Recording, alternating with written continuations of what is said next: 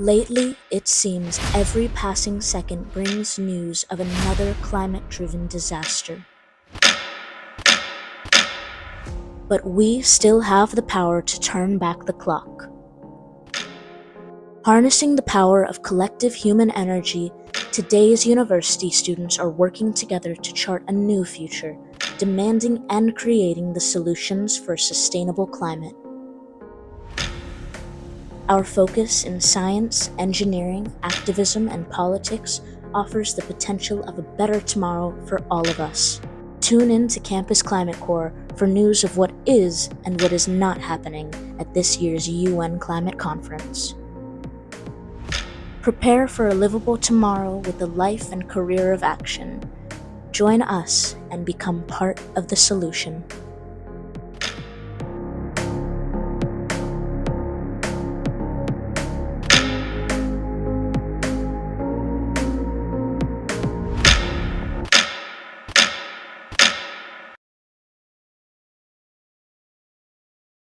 Ladies and gentlemen, welcome to Campus Climate Corps' Day 9 daily briefing. Over a week into COP, and we have quite a few things on our minds, I think, that we'll be explaining with you today. Today is mostly a dead day at COP, but we do have a lot of information we'd like to share, things going on in the background, things that may not be totally on the surface, things that I think each and every one of you will want to know moving into week 2 of COP. As always, I'm your host, Rock Aboujaoude Jr. from the University of Florida in Gainesville. On the line, we also have Esteban, Valholly, and Michal, and the rest of the Campus Climate Corps team. Even though you don't see their smiling faces, be assured that they are there. As always, we do have volunteers monitoring our live chats at all times. So if you have questions, comments, concerns, as always, please feel free to submit them there and they will be relayed to me immediately. That being said, we do have some content that we're going to be sharing with you today. But Esteban, Valholly, how are you guys doing so far? What's going on the ground? It's a dead day, isn't it? But is there any kind of like busyness in Sharm el-Sheikh right now? Like, do you feel that the buzz and the energy is still going on live over there? Like, tell us what's going on over there. Yeah, it's been a dead day. As far as I could see on the streets, yeah, it was far calmer. Normally at this time, you would have a lot of people in the street just getting back from COP27. So definitely today you could see that. And as we at some point explained yesterday, there is some rechange in terms of attendance. Some attendants do not stay for the second week, and instead some other attendants come for the second week. So today it's a day in which people are just coming and going from the airport. But tomorrow we would expect a more normal rhythm in Sharm el-Sheikh. Absolutely. Valholly, what are your thoughts on the ground?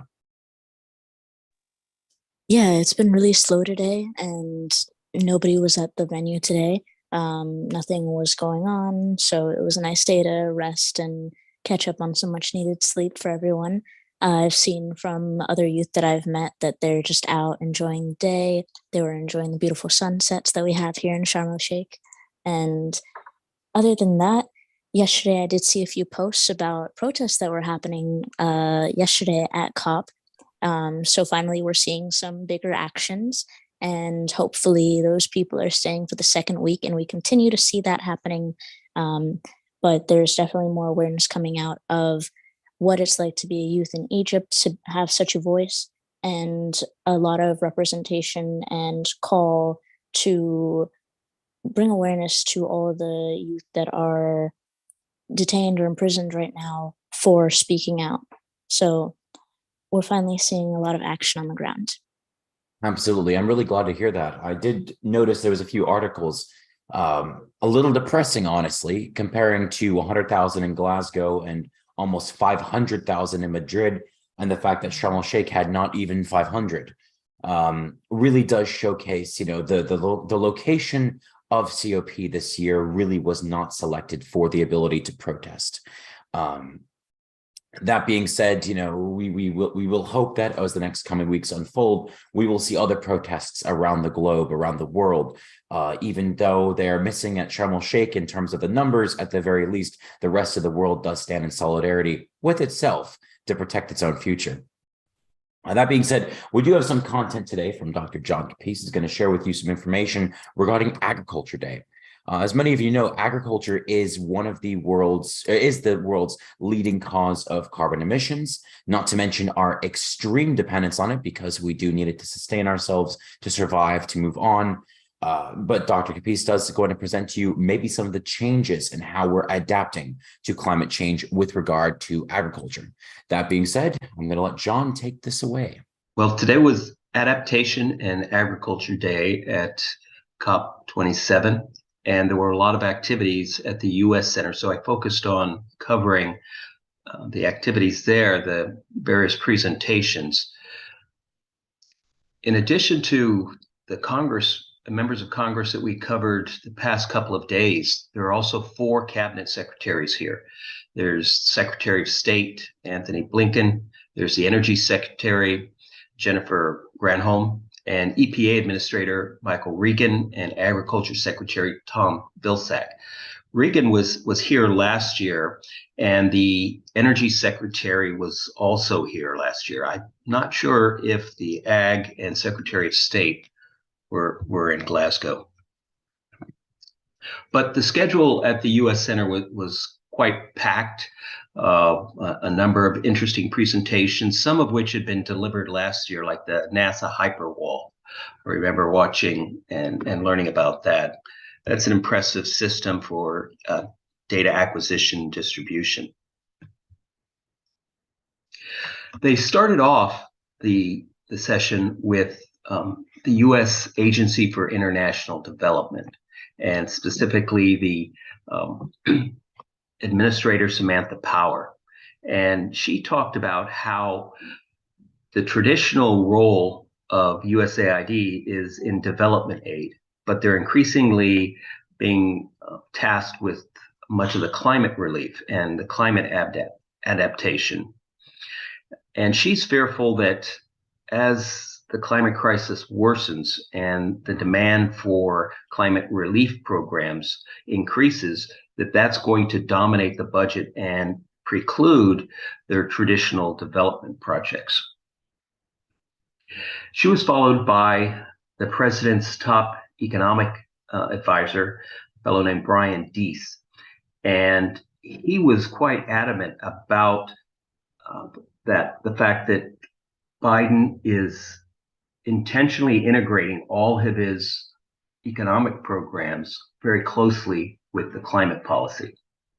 So he says there's seldom any issue dealing with economics in which the climate isn't also considered in one manner or another.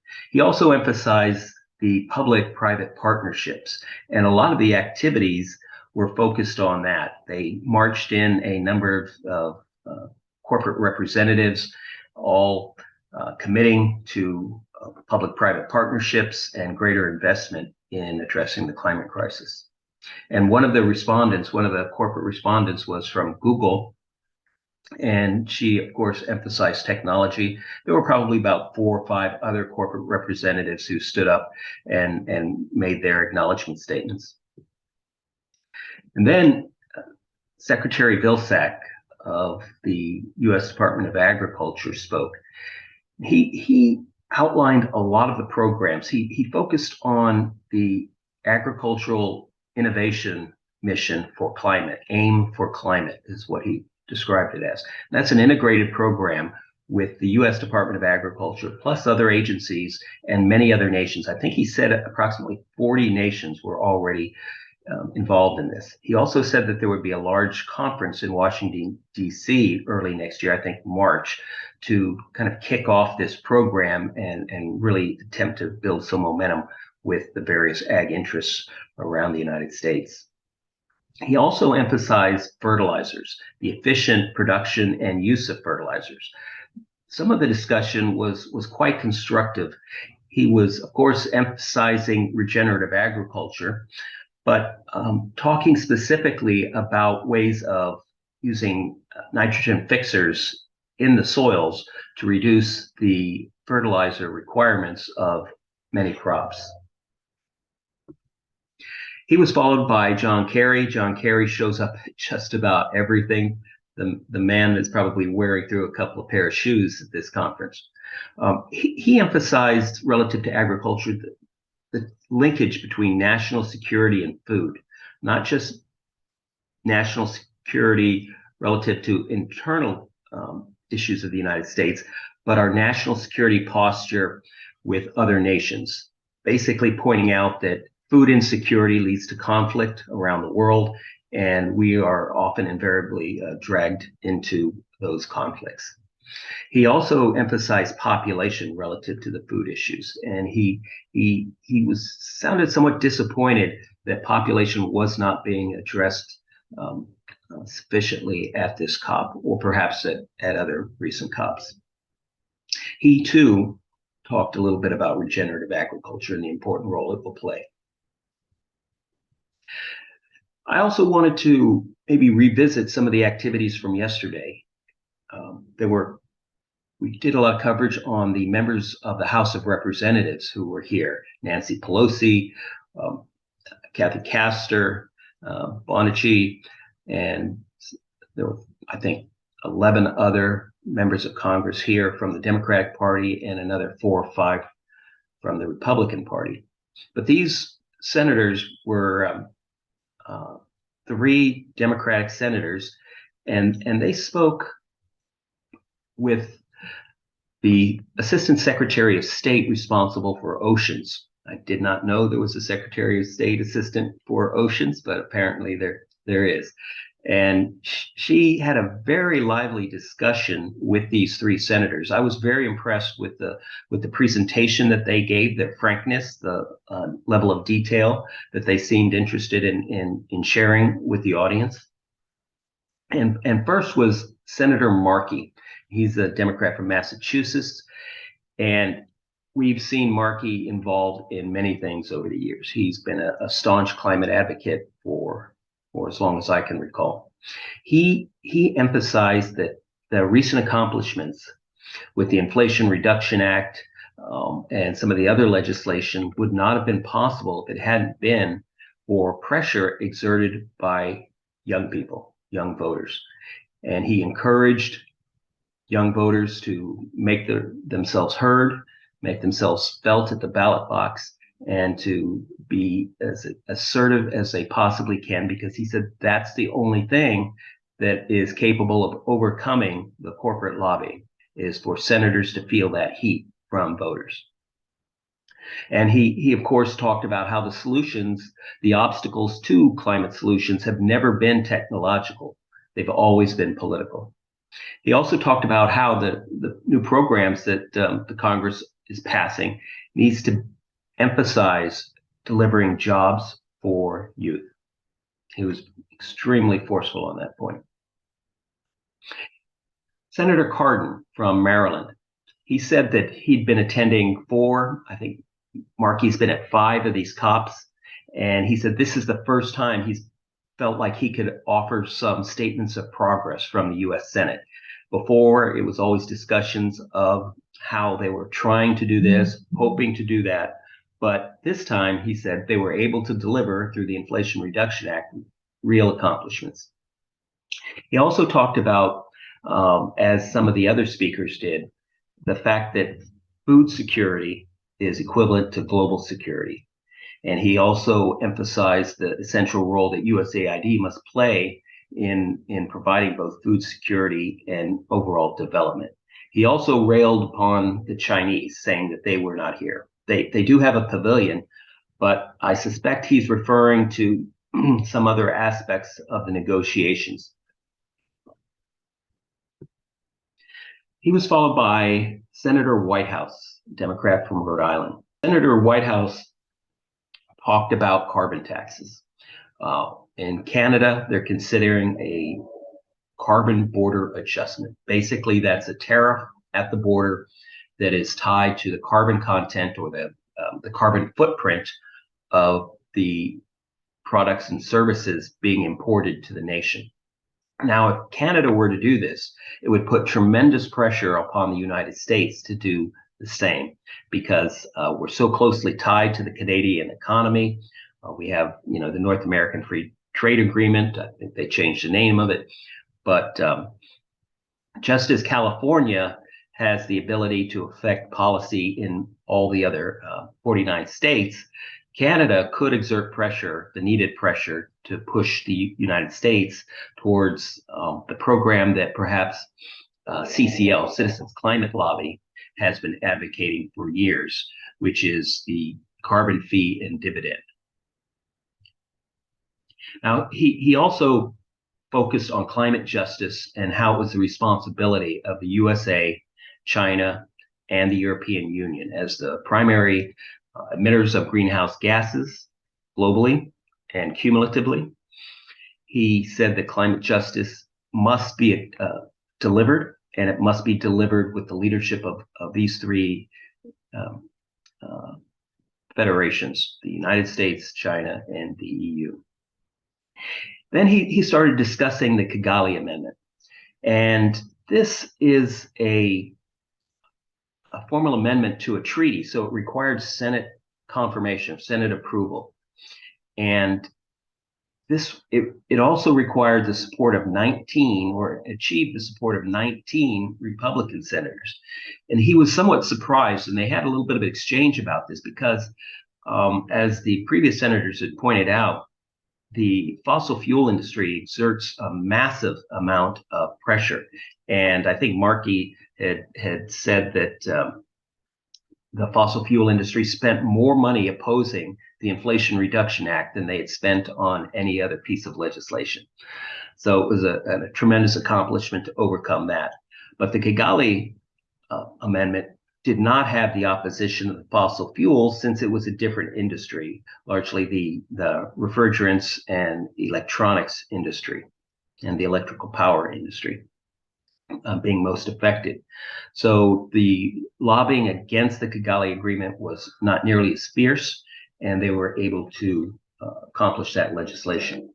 So the Kigali Amendment is a modification to a long-standing treaty that the United States entered into decades ago to address the damage to the ozone layer being inflicted by chlorofluorocarbons, CFCs. The Kigali Amendment is designed to address the replacements for CFCs called HFCs, or hydrofluorocarbons. These were refrigerants and solvents and other products that were developed and produced to replace many of the CFCs. Now, whereas HFCs do not cause significant damage to the ozone layer, they are powerful greenhouse gases. So the Kigali Amendment was designed to put into place a similar program that eliminated the CFCs and achieved that for the HFCs. Now, I have some information on some of these chemicals. Most of them, this is actually dichloromethane, and it's produced exclusively in China these days. And you can see how this graph shows that as of 1995 until about 2005, it was sort of leveled off or even decreasing. But then around 2006, it started increasing with Chinese production. And it's used as a solvent and a propellant. So there's a lot of controversy about the Chinese perhaps violating some aspects of the agreement by producing and utilizing these materials. Now, there's a long list of these HFCs and other greenhouse gas chemicals that are emitted into the atmosphere. We have our standard carbon dioxide, methane, and nitrous oxide up here at the top. And over here, you see the multiplier factor. If carbon dioxide has an effect of 1 on climate change or heat retention, methane has a factor of 25 times that. And nitrous oxide, largely derived from agricultural operations, is approximately 300. And also a comparable duration in the atmosphere as carbon dioxide, whereas methane is shorter lived. Now, when you start looking at these HFCs and CFCs, there are many of them, but most of them are not increasing in concentration in the atmosphere. But there are a few that that are on the rise, and these are sulfur hexafluoride, trifluoromethylsulfopenta something, fluoroform, and others, including the graph I showed you before, the dichloromethane. Now, some of these last seemingly forever in the atmosphere. You've got the sulfur hexafluoride lasting over 3,000 years and having a factor of 22,800 the impact of carbon dioxide. Now, whereas that may seem like a lot, the concentrations are much smaller. This PPT means parts per trillion, which is 1,000th of the part per billion, which is 1,000th of the part per million. So the concentration difference between, say, carbon dioxide in the atmosphere and some of these other exotics are a millionfold, but they have significant greenhouse gas power and longevity in the atmosphere, so they remain important. So it's also interesting that some of these chemicals are also, like the fluoroform, are also PFAS chemicals. And we waterkeepers, at least in the United States, have been, cooperating on a national survey to assess the extent and concentrations of PFAS chemicals in our environment. And the recent study showed them just about everywhere and in very relatively high concentrations relative to drinking water standards. Not that they're in the drinking water, but they're in the environmental water, which means that certain people might be exposed to it, particularly those with private wells. But the issue of HFCs is being addressed through the Kigali Agreement amendment, and the Senate is very proud that they were able to pass that and add it to the treaty, the Montreal Protocol. All right, I can say that one key takeaway from Dr. Capece's presentation, I think, is that the Inflation Reduction Act has touched on quite a few things and changed quite a few dynamics with regard to how the U.S. is approaching the climate crisis. And I was actually glad to hear that some of the senators were positively making remarks on how the U.S., especially the U.S. Senate, are proposing ways to move forward in a positive and more direct way. I was glad to see also Senator Markey's over there. He's been an excellent supporter of the U.S. moving to make actions on the climate crisis. We can also, attribute the Green New Deal to Senator Markey as well as Representative Alexandria Ocasio-Cortez. So thank you, Dr. Capece, for that information. Rhonda asks, people are asking me what they can do to help in their own lives and help with COP results and or climate in general. The first thing I'd say is give us more plugs. Tell everyone that we're doing these daily briefings. So if they want to participate or they want to ask the questions, our team on the ground is here to help them. But I'd say in a more general respect, in the same comments that I made on our November 4th conference, is word of mouth is probably the strongest thing that's going to help us. People do not recognize climate change until it hits them directly, until they see it directly. And one of the strongest ways that they will see it directly, especially this early, is by word of mouth. Their friends, their family sharing the results.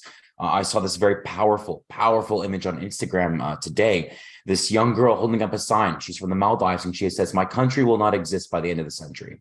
It's stuff like that that hits people really home and where it hurts. So seeing those things up front, getting to be told up front in their face that the world is changing and it's time to get ready to adapt to this new world, those are especially important and crucial. The other thing I'd say is the next Friday following COP, I forget what is it going to be, the 17th or 16th, I think, there is scheduled plan of worldwide protests.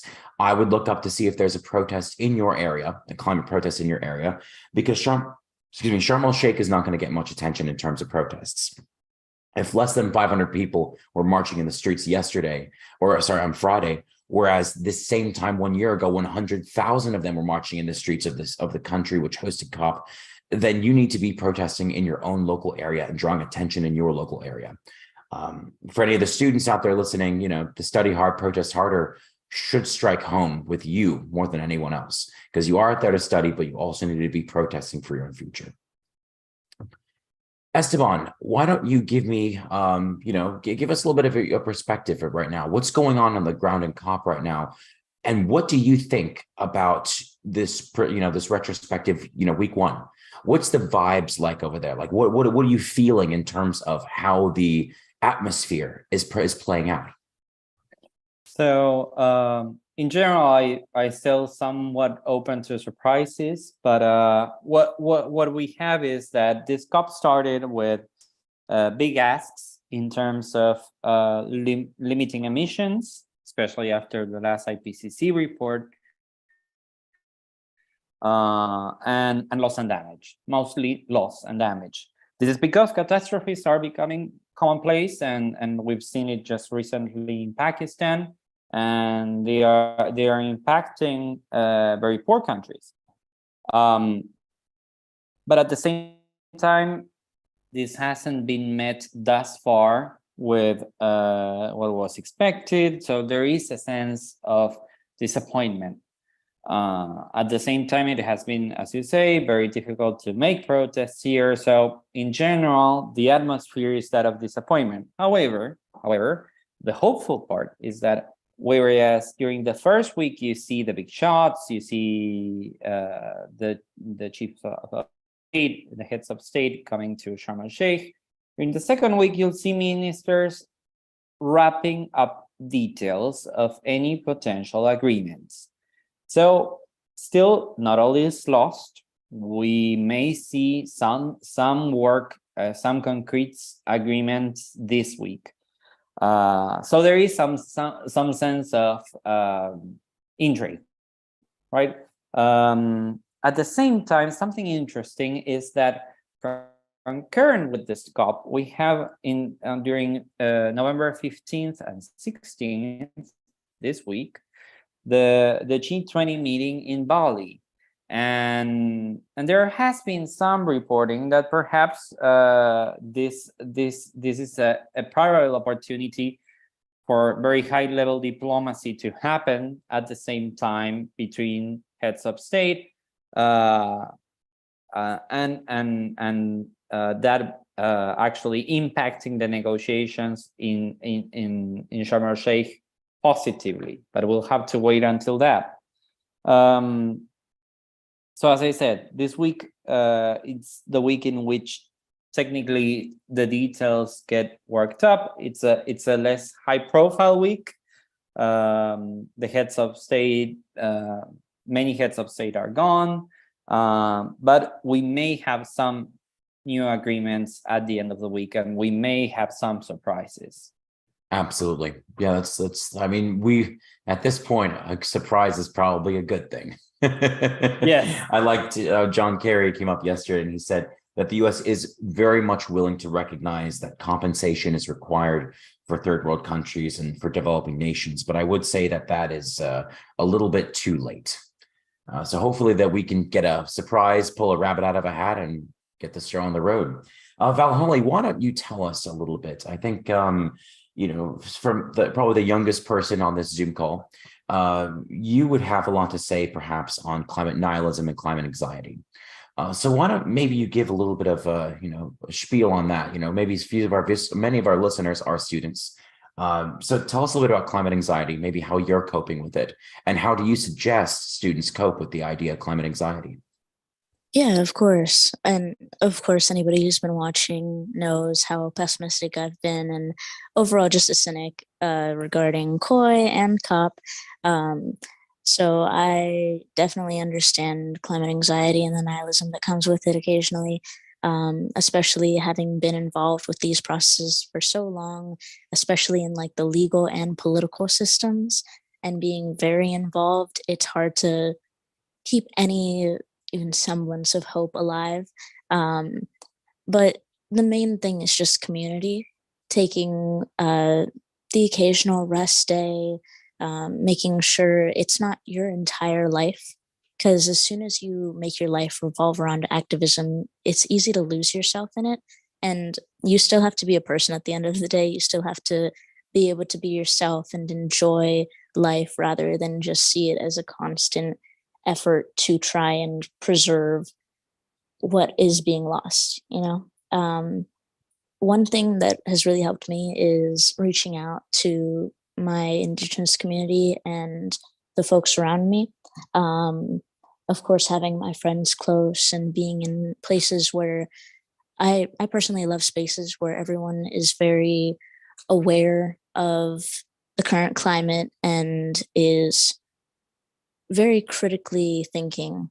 They have a lot of progressive ideas about race, gender, sexuality, and that's mainly with young folks. And I'm sure for a lot of the university students watching, we all know what it's like to be around older folks or to be around people who just aren't on the same wavelength as us. So it's nice to be in community, not necessarily staying in an echo chamber, because you definitely have to get out and see what other people are thinking. But being with those folks can be really healing.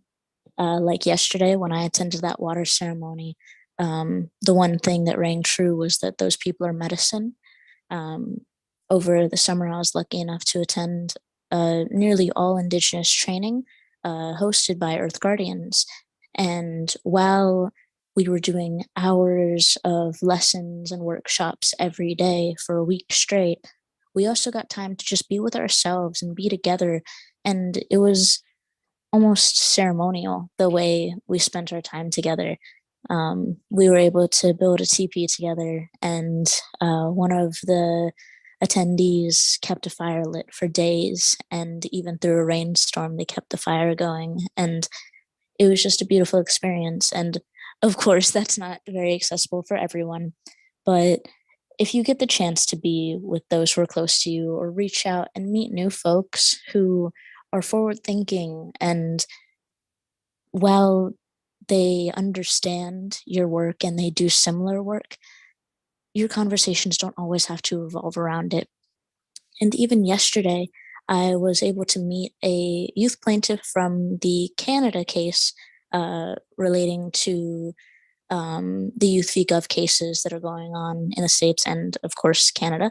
And they are just so amazing to hang out with and talk to. And we got about 30-45 minutes to just sit down and have a coffee and talk about our lives and talk about our hopes and dreams and everything that wasn't related to COP and climate. And while it was difficult to get out of that headspace and to switch over, especially since we were still at the venue, it was nice to be able to just relax for a second and not be thinking about what meetings do I have to get to? What am I gonna tell people who are at home? What are we doing? What are the solutions? Like, what are all these issues? Just having those moments of calm where it's just yourself and it's just the people around you. That's really the one healing thing that I find to subdue that intense climate anxiety. And yeah, basically just don't let it consume you. It's difficult, especially for really young folks. And when I see really young climate activists, it does occasionally make me nervous because I know how easy it is for their lives to be completely taken over by their activism. But individualism is so important and community is so important. So hopefully people find their own ways to cope with it. But it's important work we do, and being together is so powerful. Honestly, I don't think I could have said it better myself. One thing that I think you said that really struck me home was the idea that people are medicine. My dad would always tell me, you are the result of the 5 closest people you have around you. So for those of you who are feeling very nihilistic and very pessimistic about the future of the world, I would say, take that message home. People are medicine. They can also hurt you as well. People who, consistently in that nihilistic worldview. But the more you surround yourself with positive people who, at the very least, you don't necessarily need to look at this with pure optimism. The idea that, yeah, sure, we're going to get our, crap together and start solving all the world problems. It's not about that. It's about the fact that despite the fact that the world might be heading in a negative direction, we're going to approach it in the most positive way possible. And by that, I think we have the strongest way of approaching, climate change, regardless of whether we're going to actually be able to adapt to the changing world or not. You shouldn't move into that world in a negative manner. You should try to approach it by protesting, by working hard, by surrounding yourself with people who are going to be your medication. And I think that was probably stronger than any kind of Xanax, stronger than any kind of medication that your doctors are going to prescribe. Your fellow friends, your fellow protesters, they're going to be your real medicine. I love that so much. Michael, I believe you might have some interesting photos, some interesting content to share with us today. So far, you've been, giving us a lot of interesting material. I really do enjoy the pictures and very jealous. But you're definitely, I really do enjoy the content. So, Michael, what do you have for us today? Well, I have a set of photos I took today and actually during the past few days, and I hope that it will make you even more jealous because I played a tourist today. So if you see my screen now, you can, well, this is the first image of the day, just to show that, yes, COP was kind of that today. It was all closed and people were recharging to get ready for week 2. So like I said, I decided to play the tourist and went to see a beach. It was full of tourists, mostly Russian tourists. I was surprised how many times some local people approached me and talked to me Russian. Well, I understood what they wanted. I really didn't want to talk with them. The water is warm. There are people snorkeling and there are people also diving. And one thing I didn't like there in the resorts was there is always very loud music. So some people are seeking a bit of solitude to get a little bit away from all the noise and all the music. If this image doesn't make you jealous, then I don't know what would. Because this is the parasailing, I believe that's the name of the activity. And the water, if you look at it from above, it's beautiful. It's really blue, all kinds of blue, dark blue, light blue, and so on. So I tried to climb a few of the hills around because I didn't want to go on the parasailer. By the way, it's not allowed to fly a drone in Egypt. So while I took these images from above, they are not taken with a drone. That would be confiscated in the airport. It's just taken from top of the hills around. Yet few more images of the sea and the desert in the background. And here is another reason why I don't like to join these package vacation. People just eat and sleep, and then they go and have some group activity together. Here would be some dancing together, some music. I just don't find it interesting at all, so I try to avoid that. But the beaches are reasonably clean, at least those within the resort. They are sandy. The water is very, very warm. It's even in places is crystal clear. There are also these boats, Eco boats or glass bottom boats, or even some of these submarines going around. If you have the money, you can get a really nice tour there. I believe 1 hour tour on this boat was about $30. People come here because of the coral reefs, and from what I have heard, it's not destroyed here yet. If you go just maybe 60 kilometers or 80 kilometers from here to Hurghada, the coral reefs there are already damaged. So people start coming here, and we'll see how long it will last here. People are snorkeling, walking on the beaches, and here again it's another group of people snorkeling. After all, it was very nice to be on the beach and taking images there. I don't really go for the trips under the water because I cannot take photos there, so it doesn't interest me. But at least here I got a shot of what I was told was zebra fish and surrounded by other fishes around there. I would say pretty nice, so I might need to buy an underwater camera as well. Then I decided to leave the beach, and 100 meters just behind all the resorts. This is what I saw. The trash is simply everywhere. You leave the clean area on the beach, You go 100 meters away and it's everywhere. I took few images there. Here will be a detail. There was just some hotel invoices, copies of passports of the guests there, all flying around in the desert. I just don't get it. People are throwing the trash in the desert, then they just put sand on it and stones on it, and eventually that's the way how it's treated here. I walked a little bit further. I went to a residential area. This was called residential area Savoy. Did not know what to expect there. I was expecting something higher class. I would say it was a middle class. And this is how all the streets in this residential area looked like. I was not aiming for something specific to show you that how terrible it is there. It is every single street look like that. So I was really upset with that and had to head over to a desert to get a bit alone time, being simply upset seeing all this trash everywhere. The desert here is nice, and if you get a good light, you can take some nice images there as well. It takes some effort because there is no transport. Nobody wants to take you to a desert. So I had to do some walking, but I think it pays off to sweat a bit and walk around to the desert. The desert is almost without any life. It took some effort to find few some grass, a few green flowers there, and take photos there. As soon as I saw some trees like there, I went there to have at least some object within the photo, so it's not just all stones and rocks. Yet another image of some desert grass there, but you can see that it's just one flower there, and then another 100 meters of nothing, just a plain desert. But in the evening, I got a little luckier and found also a few places with some grass, so I had a chance to take these images. I think this would be the almost last image for the day. There is nothing in the desert. It was simply empty.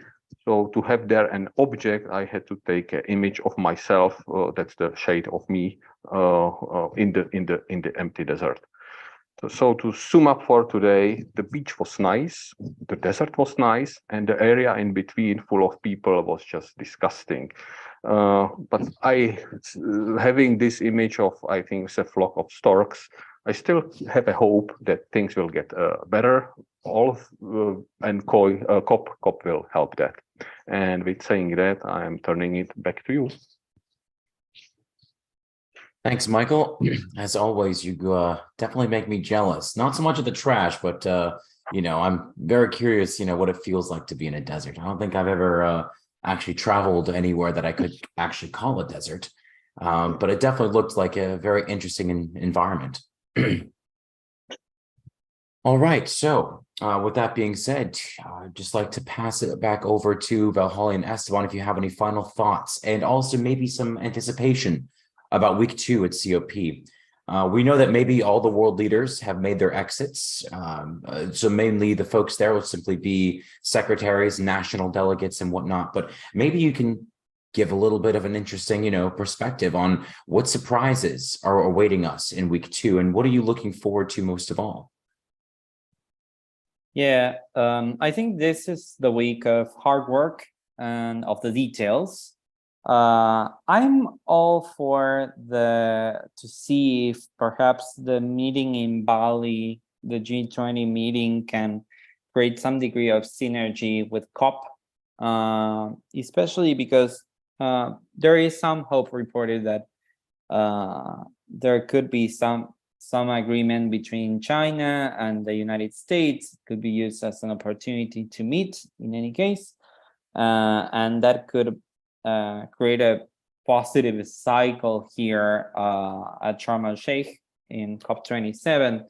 At the same time, well, it will be a week to definitely keep an eye, of course, on the actual topics that we have for this week, keep up with the talks, but also watch closely whatever we can access of the summit.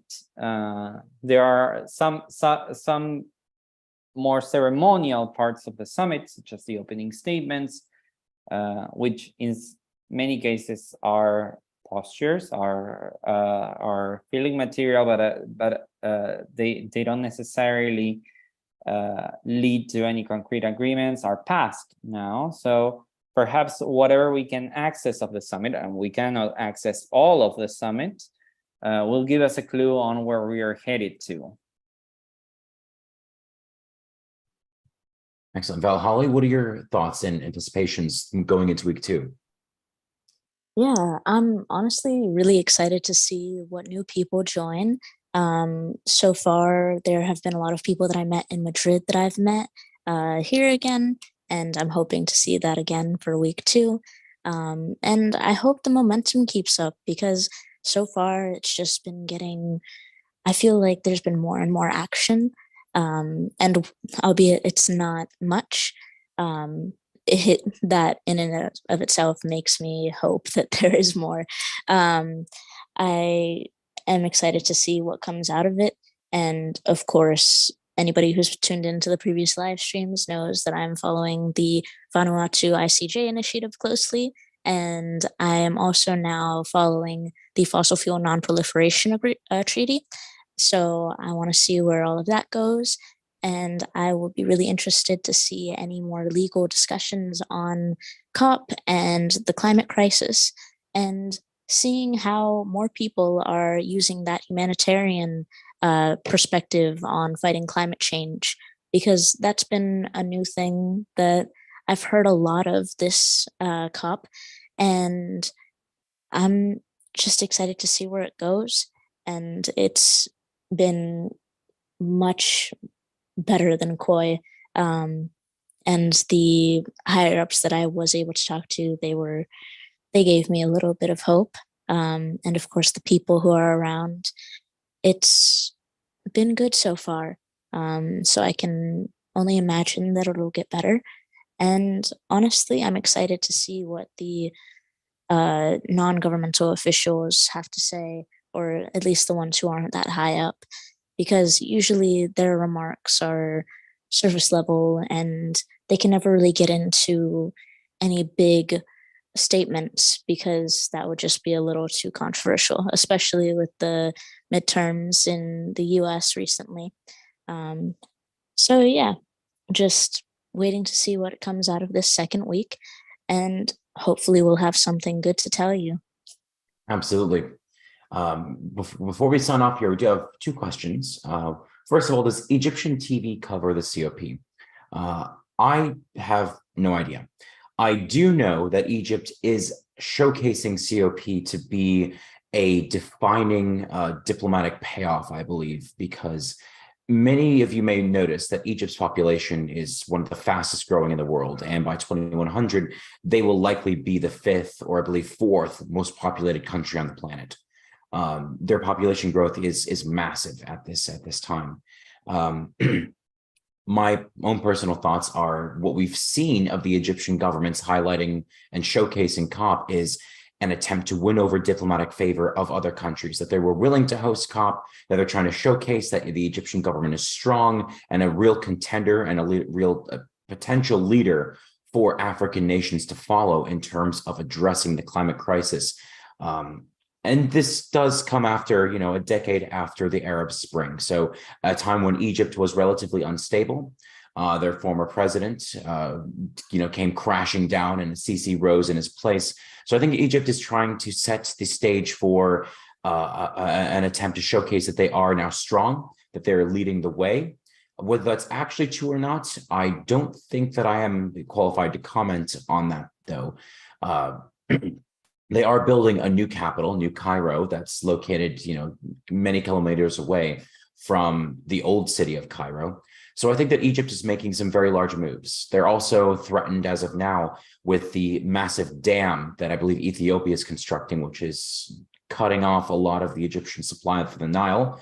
So I think Egypt right now is attempting to showcase that it is strong. It is trying to weather, issues that are related to its supply of fresh water. And it's also trying to showcase itself as a world leader in terms of fighting the climate crisis. Again, whether that's actually true or not, we have yet to see. With that being said, I'd like to thank each and every one of you for watching our broadcast today. As you may know, we are going to be doing this for the next week, covering all of the remaining days at COP. Our team on the ground is going to be getting the information for you, the interviews that you want to see, making sure that you do have the information you need with regard to COP27. So that being said, I'd like to thank each and every one of you again for joining today's stream. This is Rock signing off from Gainesville. Valholly, Esteban, Michael, John, and the rest of the Campus Climate Corps team, we hope you have a wonderful, wonderful day.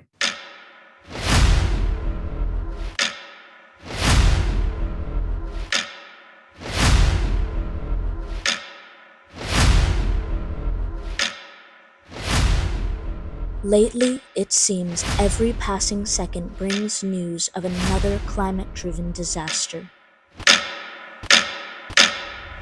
But we still have the power to turn back the clock. Harnessing the power of collective human energy, today's university students are working together to chart a new future, demanding and creating the solutions for a sustainable climate.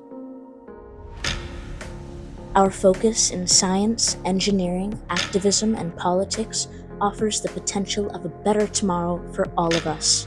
Tune in to Campus Climate Corps for news of what is and what is not happening at this year's UN Climate Conference. Prepare for a livable tomorrow with a life and career of action. Join us and become part of the solution.